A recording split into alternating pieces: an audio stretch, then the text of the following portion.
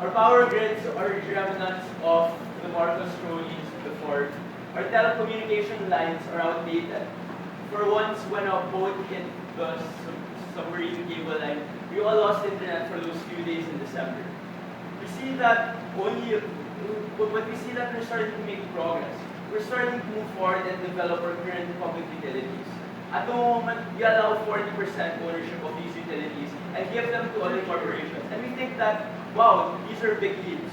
For one, there's more infusion of capital, and there's more free market competition. And we think that it's about time that we push ourselves one more step forward. We think that it's time that we have 100% ownership of public utilities by foreign corporations. We think that it should be allowed. Before we move on to keep this debate here, we define public utilities as, infrastructure projects. From power, water, telecommunications, transportation, and all these things. We have two prongs in this case. First one, basically if we need charter change in order for this rule to happen, so be it, fiat rule, right? Aside from that, if we'll allow the startup of new public utilities, will allow foreign companies to invest in current ones, to buy out current ones, and also to invest in majority shares of current ones as well. Basically, 100% ownership. That's simple. So that's simple. We'd like to start this debate with a comparison of sides, and where exactly do we get, the best public utility or best public service for our Filipino people. We tell you that we have two paradigms over here. The first one is what we have today.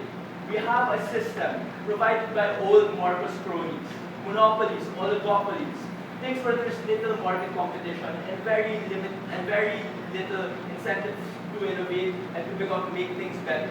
Compared to a system of free market competition where anyone who sees opportunity, where anyone in the world can say there's an opportunity here in the Philippines to improve water and possibly make a profit, where these people can invest and we can have a free flowing of infrastructure and free flow of capital and also talent from all over the world. We tell you that if you look at case studies from countries that are very analogous to the Philippines, let's say Cambodia, after the Pol Pot regime, when they had a big problem with their water supply, what did they do? They bid it out to foreign investors where they allowed 100% ownership. And what we saw over here is that, Cambodia has a much better water supply than us today. Your water is cheaper and access goes to everyone around. And why is this so?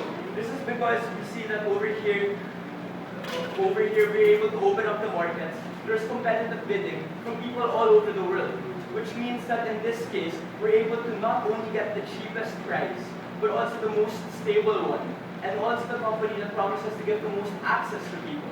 And at this point, you're not limited anymore to the people in your local market. In the Philippines, you're not limited anymore to the Binais, to the Villars, to the Ayalas, and to the mega worlds of this nation. We're not limited to the small crop of people who pick their leadership based on nepotism or whatnot. But now we're able to open it up to the whole world, where we have a bunch of CEOs from all over who, can bring this forward as well.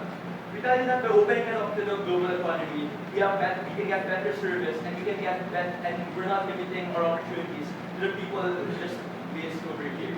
We tell you that aside from this, that at the moment we have a half-baked model. At the moment, people are allowed 40% investment, and all will try to tell you that this is enough. We tell you that it's not. Because at the 40% stake, you don't have the strategic decision capability. You can't make strategic decisions.